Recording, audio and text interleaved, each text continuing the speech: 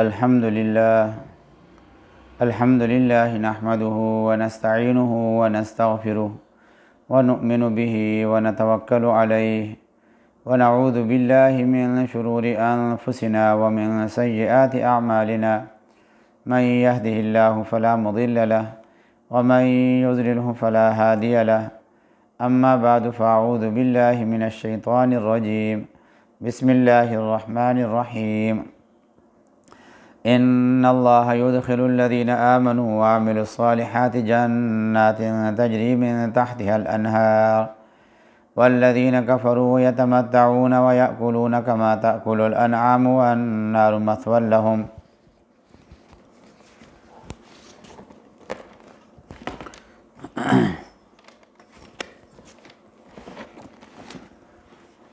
یہ سورہ محمد کی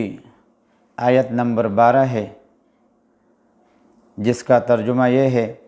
ان اللہ یدخل الذین آمنوا، بے شک اللہ تبارک و تعالی داخل کرے گا الذین آمنوا، ان لوگوں کو جنہوں نے ایمان لایا ہے، وعملوا الصالحات، اور کیے ہیں نیک اعمال، جنات داخل کرے گا ایسے باغوں میں تجری من تحتها الانہار، جن کے نیچے بہتی ہوں گی نہریں، والذین کفروا، اور جنہوں نے کفر کو اختیار کیا ہے، یتمتعون، وہ نفع حاصل کریں گے، ویأکلون، اور کھاتے ہیں، کما تأکل الانعام، جیسے کھاتے ہیں چوپائے، والنار مثوی لهم، اور آگ ہی ان کا گھر ہے، وکأی من قریۃ ہی اشد قوۃ، اور کتنی تھی بستیاں جو زیادہ تھیں زور میں، من قریتک التی، اس تیری بستی سے، اخرجت کا جس نے تجھ کو نکالا، اہلکناہم، ہم نے ہلاک کر دیا، تباہ کر دیا ان کو، فلا ناصر لہم، نہیں ہے اب کوئی ان کا مددگار، افمن کان علی بینۃ من ربی، بلا جو شخص چلتا ہے واضح راستے پر اپنے پروردگار کی طرف، کمن، وہ برابر ہے، زین لہ سوء عملہ، اس کے جس کو بھلا دکھلایا اس کا برا کام، واتبعوا اہواءہم، اور وہ چلتے ہیں اپنے خواہشوں پر، مثل الجنت التی، احوال اس جنت کا، التی وعد المتقون، جس کا وعدہ ہوا ہے ڈرنے والوں سے، فیہا انہار، اس میں نہریں ہیں، من ماء غیر آسن، پانی کی جو بو نہیں کر گیا، وانہار من لبن، اور نہریں ہیں دودھ کی، لم یتغیر طعمہ، جس کا مزہ نہیں پھرا، تبدیل نہیں ہوا جس کا مزہ، وانہار من خمر، اور نہریں ہیں شراب کی، لذۃ للشاربین، جس میں مزہ ہے پینے والوں کے واسطے، وانہار من عسل مصفی، اور نہریں ہیں شہد کی، مصفی، جاگ اتارا ہوا، ولہم فیہا من کل الثمرات، اور ان کے لیے وہاں سب طرح کے میوے ہیں، ومغفرۃ من ربہم، اور معافی ہے ان کے پروردگار کی طرف سے، کمن ہوا خالد، یہ برابر ہے اس کے، خالد فی النار، جو ہمیشہ رہے جہنم میں، وسقوا ماء حمیما، اور پلایا جائے گا ان کو کھولتا پانی، فقطع امعاءہم، تو وہ کاٹ ڈالے گا ان کی آنتوں کو۔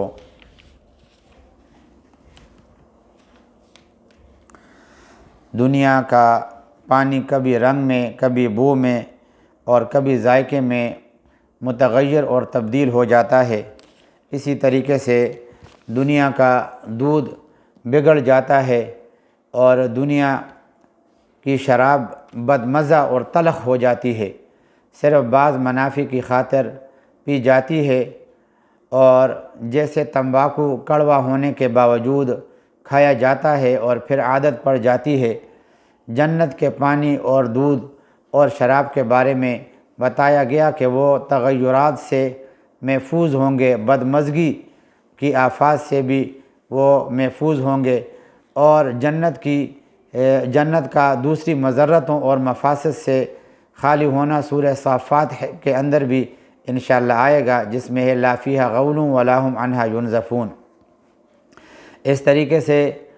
دنیا کے اندر جو شہد ہوتا ہے، موم اور میل کچیل ملا ہوتا ہے، اور جنت کی نہر کا جو شہد ہے وہ بالکل پاک صاف ہے۔ اور کہتے ہیں کہ جنت کے نہروں کی 4 قسمیں ہیں،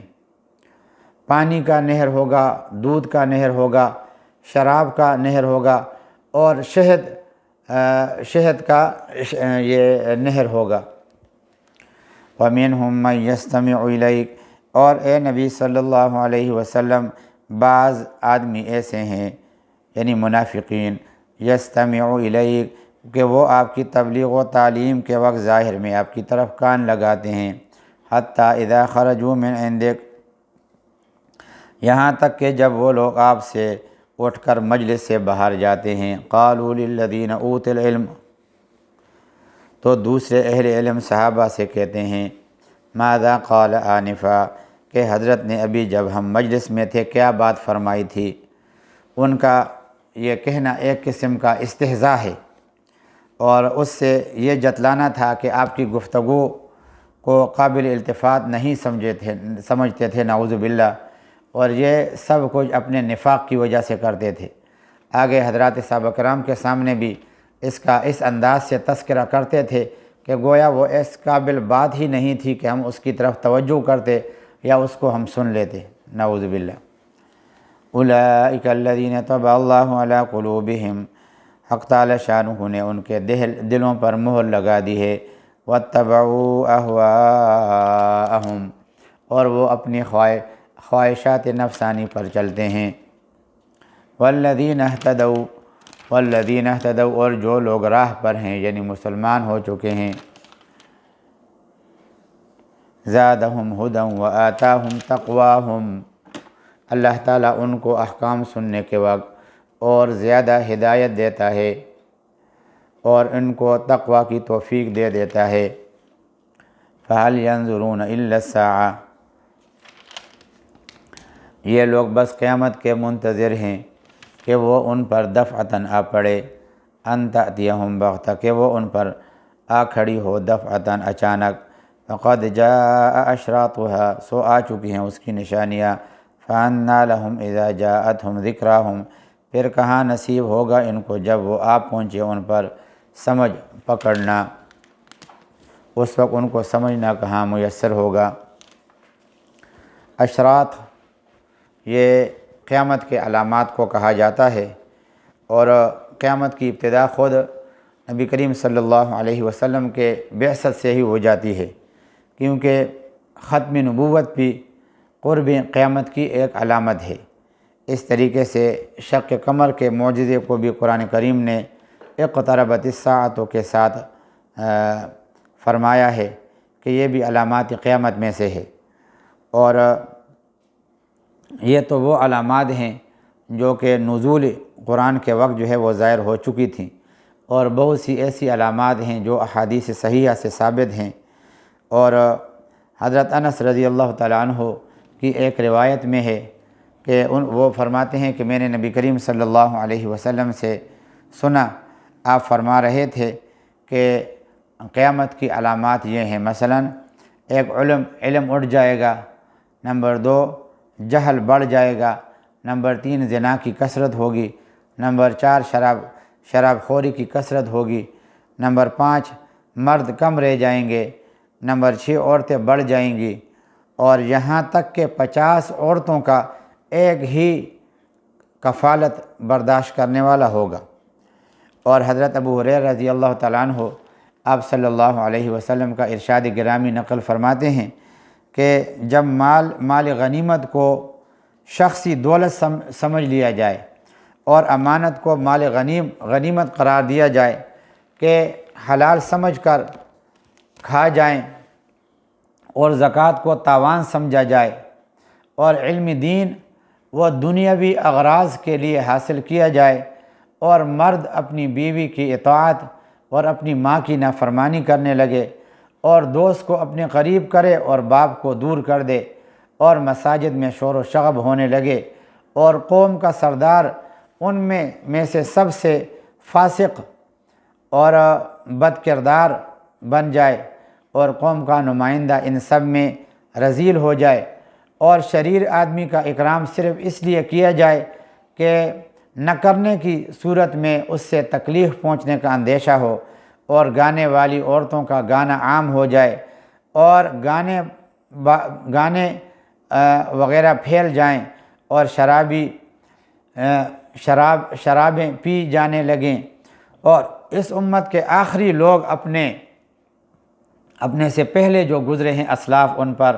لعن طعن کرنے لگیں، تو اس وقت تم لوگ انتظار کرو کہ ایک سرخ آندھی اور زلزلے کا، اور لوگوں کے زمین میں دس جانے کا، اور صورتوں کے مسخ ہو جانے کا،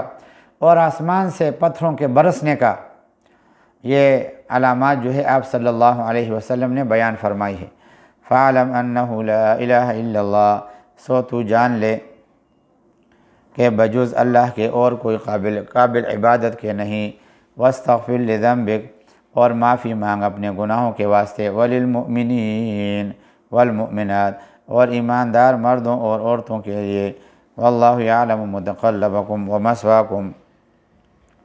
اور اللہ تبارک و تعالیٰ تمہارے چلنے پھرنے اور رہنے سہنے کی سب اعمال و احوال کی خبر رکھتا ہے۔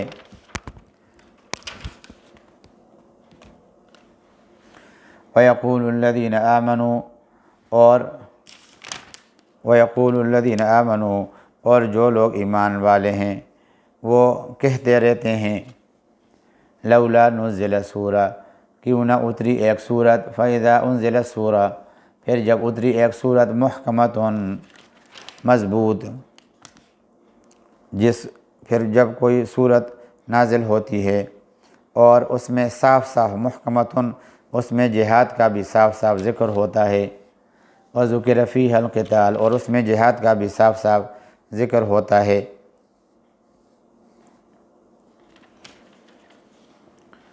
رَأَيْتَ الَّذِينَ فِي قُلُوبِهِم مَّرَضٌ، تو دیکھے گا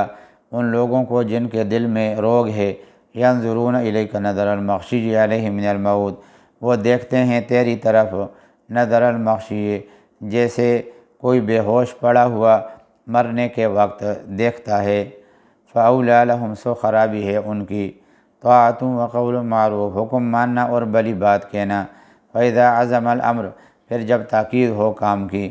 فَلَوْ صَدَقُوا اللَّهَ، تو اگر سچے رہیں اللہ سے، لَكَانَ خَيْرًا لَهُمْ، تو ان کا بھلا ہے،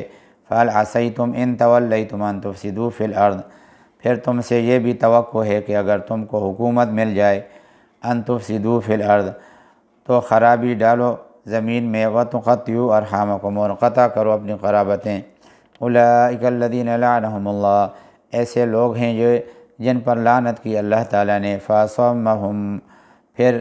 کر دیا ان کو بہرا، وَأَعْمَىٰ، اور اندھا کر دیا، وَأَبْصَارَهُمْ، ان کی آنکھیں، أَفَلَا يَتَدَبَّرُونَ الْقُرْآنَ، کیا وہ غور نہیں کرتے قرآن کریم میں، أَمْ عَلَىٰ قُلُوبٍ أَقْفَالُهَا، یا ان کے دلوں پر تالے لگے ہیں، إِنَّ الَّذِينَ ارْتَدُّوا عَلَىٰ أَدْبَارِهِمْ، بے شک جو لوگ الٹے پھر گئے ہیں اپنے پیٹھ پر، مِن بَعْدِ مَا تَبَيَّنَ لَهُمُ الْهُدَىٰ، بعد اس کے کہ ظاہر ہو چکی ان پر سیدھی راہ، الشیطان سول لهم، شیطان نے بات بنائی ان کے دل میں، وَأَمْلَىٰ لَهُمْ، اور دیر کے وعدے کیے، ذَلِكَ بِأَنَّهُمْ، یہ اس واسطے کہ قالوا، انہوں نے کہا، لِلَّذِينَ كَرِهُوا، ان لوگوں سے جو بیزار ہیں، مَا نَزَّلَ اللَّهُ، اللہ کی اتاری ہوئی کتاب سے، سَنُطِيعُكُمْ فِي بَعْضِ الْأَمْرِ، ہم تمہاری بات بھی مانیں گے بعض کاموں میں، وَاللَّهُ يَعْلَمُ إِسْرَارَهُمْ، اور اللہ تبارک و تعالی جانتا ہے اسرارہم، ان کے خفیہ مشوروں کو، فَكَيْفَ إِذَا تَوَفَّتْهُمُ الْمَلَائِكَةُ، پھر کیسا ہوگا حال جب کہ فرشتے جان نکالے گے ان کی، يَضْرِبُونَ وُجُوهَهُمْ وَأَدْبَارَهُمْ، ماریں گے وہ ان کے چہرے اور ان کے پیٹھ پر، ذَلِكَ بِأَنَّهُمْ، یہ اس لیے کہ اتبعوا ما اسخط اللہ، وہ چلے اس راہ جس سے اللہ بیزار ہے، وَكَرِهُوا رِضْوَانَهُ، اور ناپسند کی اس کی خوشی، فَأَحْبَطَ أَعْمَالَهُمْ، پھر اس نے اکارت کر دیا ان کے کیے کام، أَمْ حَسِبَ الَّذِينَ فِي قُلُوبِهِم مَّرَضٌ، کیا خیال رکھتے ہیں وہ لوگ جن کے دلوں میں روگ ہے، اللہ یخرج اللہ اضغانہم، کہ اللہ ظاہر نہ کرے گا ان کے کینے، ولو نشاء، اور اگر ہم چاہیں لاریناکہم، تو ہم تجھ کو دکھلا دیں، فلعرفتہم بسیماہم، وہ لوگ سو تو پہچان تو چکا ہے ان کے چہرے سے، ولتعرفنہم فی لحن القول، اور آگے پہچان لے گا بات کے ڈھب سے، واللہ یعلم اعمالکم، اور اللہ کو معلوم ہے تمہارے سب کام، وَلَنَبْلُوَنَّکُمْ، اور ضرور بضرور ہم جانچیں گے تمہیں، حتیٰ نعلم المجاہدین منکم، یہاں تک کہ ہم معلوم کر لیں تم میں لڑائی کرنے والے کون ہیں، والصابرین، اور قائم رہنے والے، وَنَبْلُوَ اخبارکم، اور تحقیق کر لیں تمہاری خبروں کی۔ یہ لفظ آیا نا سورۃ انزلت سورۃ محکمہ، تو محکمہ کا لفظی معنی ہے مضبوط اور مستحکم، اور اس اعتبار سے تو قرآن کریم کی ہر صورت محکم اور مضبوط ہے۔ اصطلاح شرع میں محکم یہ منسوخ کے مقابلے میں ہوتا ہے، جیسے اصول فقہ کی کتابوں میں آپ لوگوں نے پڑھا ہے نا، یہ کون سی کتاب ہے، نور الانوار کے اندر بھی ہے، اصول الشاشی کے اندر بھی ہے، کہ جو محکم منسوخ کے مقابلے میں آتا ہے شریعت کی اصطلاح میں اس کو محکم کہا جاتا ہے۔ یہاں صورت کے ساتھ محکمہ کی قید اس لیے اس کا اضافہ کیا کہ عمل کا شوق تو اسی وقت پورا ہو سکتا ہے جب کہ وہ صورت منسوخ نہ ہو، اور حضرت قتادہ نے فرمایا کہ جتنی صورتوں میں قتال اور جہاد کے احکام آئے ہیں وہ سب محکمہ ہیں، یہاں چونکہ اصل مقصود جہاد کا حکم اور اس پر عمل کرنا ہے، اس لیے اس صورت کے ساتھ محکمہ کا لفظ بڑھا کر جہاد کے ذکر کی طرف اشارہ کر دیا۔ اولا لہم، اس کا معنی ہے قاربہ ما یہلکہ، یعنی اس کی ہلاکت کے اسباب قریب آ چکے ہیں۔ یہ صلہ رحمی کے بارے میں یہاں پہ تاکید آئی ہے، اور احادیث کے اندر بھی یہ صلہ رحمی کی بہت ہی تاکید آئی ہے، جو نبی کریم صلی اللہ علیہ وسلم کا ارشاد ہے کہ جو شخص صلہ رحمی کرے گا اللہ تعالیٰ اس کو اپنے قریب کرے گا، اور جو رشتہ قرابت قطع کرے گا اللہ تعالیٰ اس کو قطع کر دیں گے۔ الشیطان سول لہم واملی لہم، اس میں شیطان کی طرف دو کاموں کی نسبت کی گئی ہے، ایک تو یہ ہے کہ وہ بری چیز یا برے اعمال کسی کی نظروں میں اچھا اور مزین کر دیتا ہے، اور دوسرا جو ہے وہ املا، اس کا معنی ہے مہلت دینا، کہ شیطان نے اول تو ان کے برے اعمال کو ان کی نظروں میں اچھا کر کے اور مزین کر کے دکھلایا، اور پھر ان کو ایسی لمبی آرزوئیں اور امیدوں میں الجھا دیا کہ جو پوری ہونے والی نہیں ہیں۔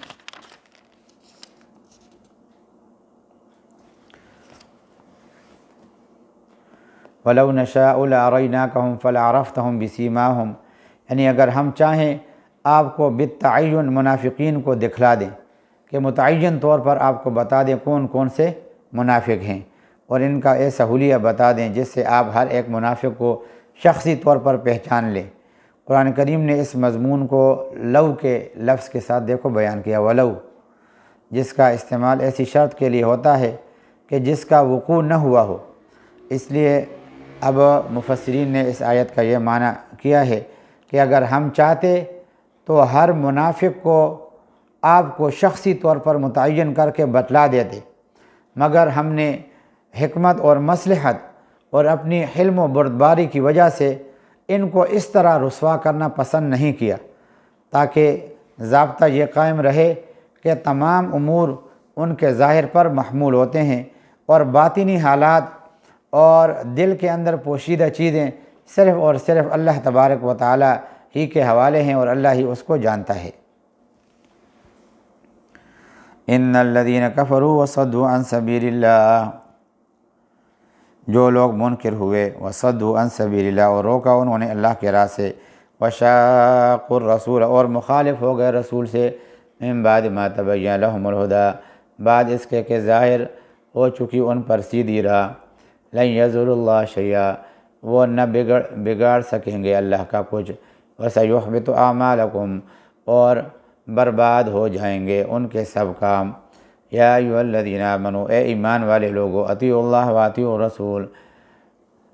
بات مانو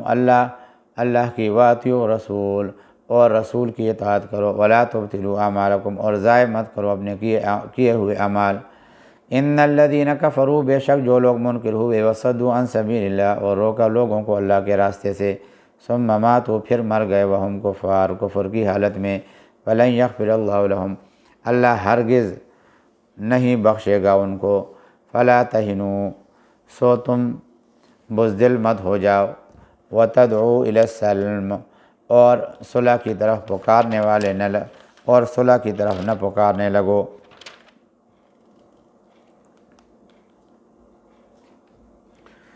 یعنی اے مسلمانوں، تم کفار کے مقابلے میں فلا تہنوا، ہمت نہ ہارو، اور پھر ہمت ہار کر ولا وتدعوا الی السلم، ہمت ہار کر صلح کی طرف ہاتھ بھی نہ بڑھاؤ۔ وانتم الاعلون، اور تم ہی غالب رہو گے، واللہ معکم، اور اللہ تمہارے ساتھ ہے، ولن یترکم اعمالکم، اور نقصان نہ دے گا تم کو تمہارے کاموں میں۔ انما الحیات الدنیا لعب ولہو، یہ دنیا کا جینا تو بس ایک کھیل ہے اور تماشا ہے۔ وَإِن تُؤْمِنُوا، اور اگر تم ایمان لاؤ گے، وَتَتَّقُوا، اور بچ کر چلو گے، یؤتکم اجورکم، دے گا تم کو تمہارا بدلہ اللہ تعالیٰ، ولا یسألکم اموالکم، اور نہ مانگے گا تم سے تمہارا مال۔ ان یسألکموہا، اگر مانگے تم سے وہ مال، فیحفکم، تو تم کو تنگ کرے، تبخلوا، تو بخل کرنے لگو تم، ویخرج اضغانکم، اور ظاہر کر دے تمہارے دل کی خفگیاں۔ ہا انتم ہؤلاء، سنتے ہو تم لوگ، تدعون، تم کو بلاتے ہیں، لتنفقوا فی سبیل اللہ، کہ خرچ کرو اللہ کے راستے میں، فمنکم من یبخل، پھر تم میں کوئی ایسا ہے کہ نہیں دیتا، پھر تم میں سے بعض وہ ہیں جو بخل کرتے ہیں، ومن یبخل، اور جو کوئی بخل کرے گا، فإنما یبخل عن نفسی، تو وہ بخل کرے گا اپنے نفس سے ہی، واللہ الغنی، جو اللہ تعالیٰ بے نیاز ہے، وانتم الفقراء، اور تم محتاج ہو، وَإِن تَتَوَلَّوْا، اور اگر تم پھر جاؤ گے، یستبدل قوما غیرکم، تو بدل لے گا اور لوگوں کو تمہارے سوا، ثم لا یکونوا امثالکم، پھر وہ نہ ہوں گے تمہاری طرح۔